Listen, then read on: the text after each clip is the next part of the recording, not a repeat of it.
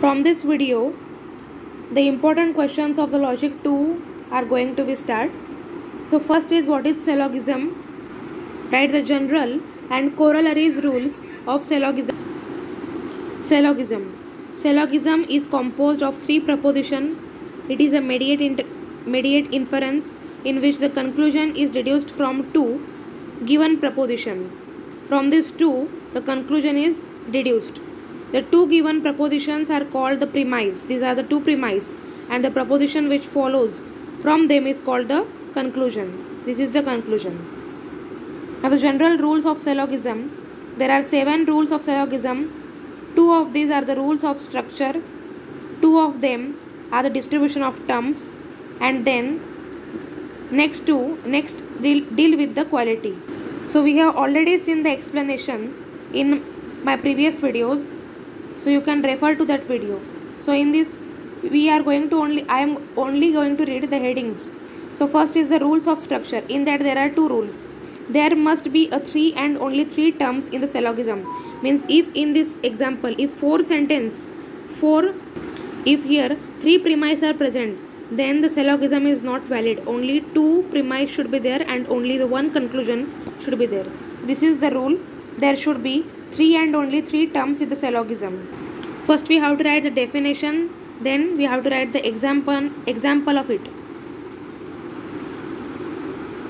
Second is, there must be 3 and only 3 propositions in an syllogism. Then our next rule is about the rules of distribution of terms.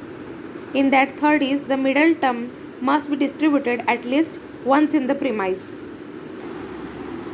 Then its example.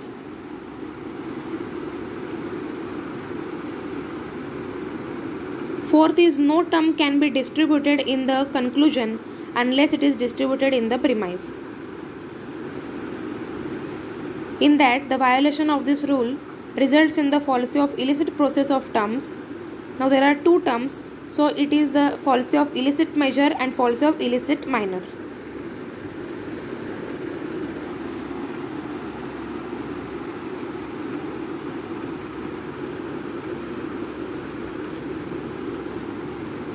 We have to also write the example with it.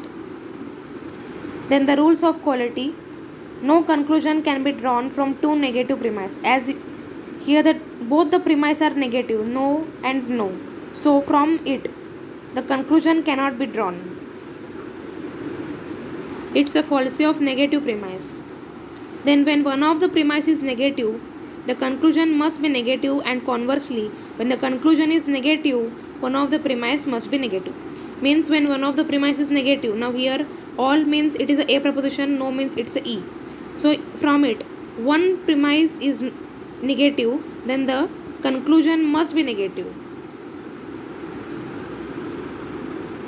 And 7th rule is, when both the premises are affirmative, all, then the conclusion must be affirmative. If the conclusion is affirmative, then both the premises must be affirmative.